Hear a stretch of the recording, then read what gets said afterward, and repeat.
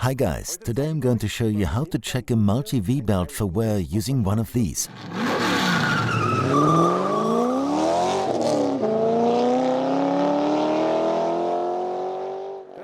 This is a belt wear tester, or BWT for short. How does it work? Here you can see a row of teeth with exactly the same profile as the belt pulleys. There are two ways of checking the belt, one with the belt fitted and the other when it's been removed. Let's start by looking at what you do with the belt removed.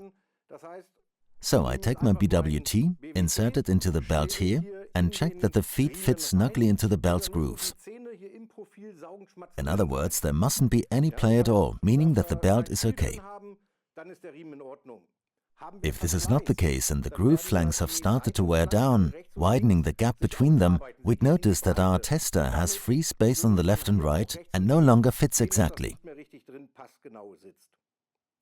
This check can also be carried out with the belt still fitted. Here we have exactly the same wedge shape again, but in a lengthwise format.